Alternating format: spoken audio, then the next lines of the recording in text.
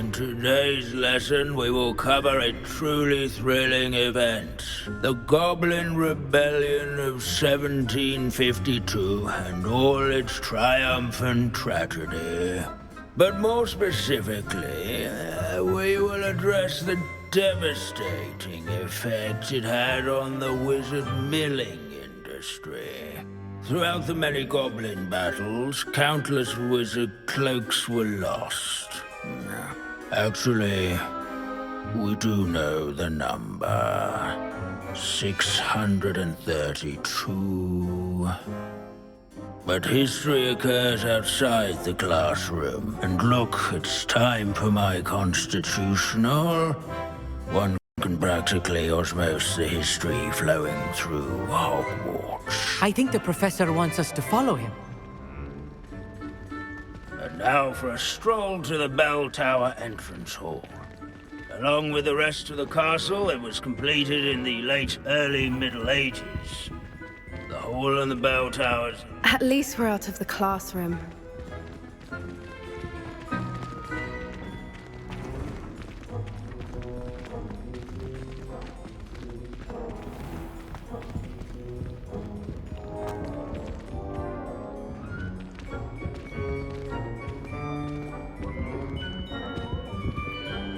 Good to see you again. Recovered from that nasty bout of dragon pox, have we?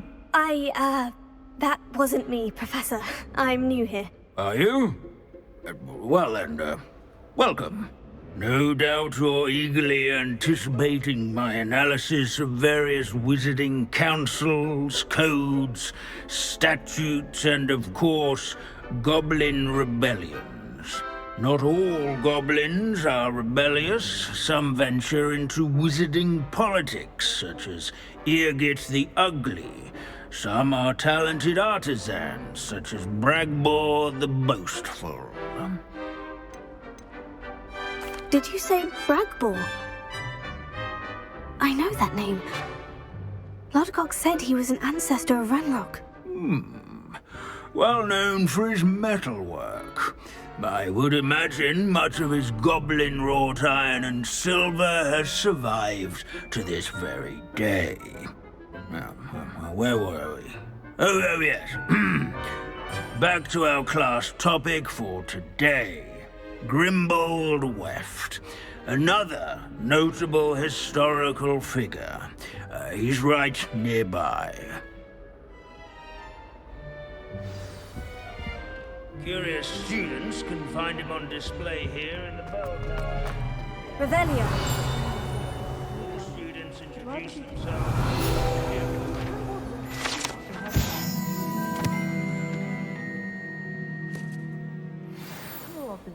Oh yes, I see you found Grimbold Weft.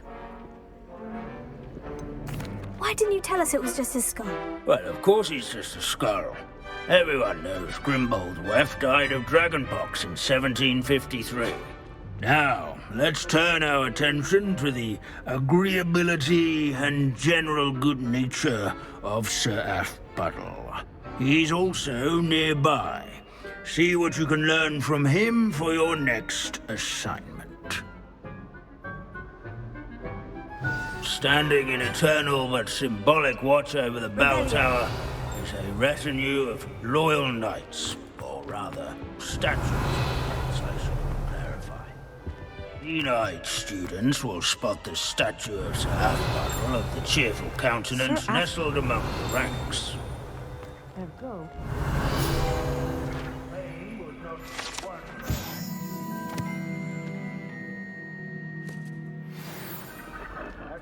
By slaying bloodthirsty dragons, but rather in training yards and sculleries.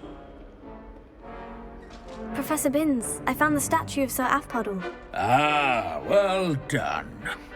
Alas, Sir Athpuddle's affability was his undoing. Died instantly trying to befriend a basilisk. Eye contact is not always to be encouraged. So beloved was he that even some goblins mourned his passing. Of course, that did not bode well with the rest of the goblins. most of whom could not abide mourning the loss of a wizard. Pity goblins and wizards can't get along. True, but imagine how dull my lectures would be without goblin rebellions to discuss. History does tend to repeat. It is a series of patterns, a thought both comforting and disconcerting. The wise student, such as yourself, will learn from it.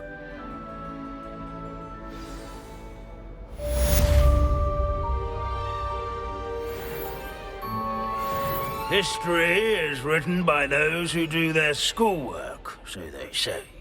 Or at least, I like to say that. These bits of broom are all that's left of a witch. Sir Skagglethorpe the Heedless once challenged a mountain troll to a game of musical chairs. Care to guess who won? This unassuming smudge is rumored to be the location of the very first successful use of Bombarda. I suppose successful is a relative term, since whoever cast it didn't live to tell the tale.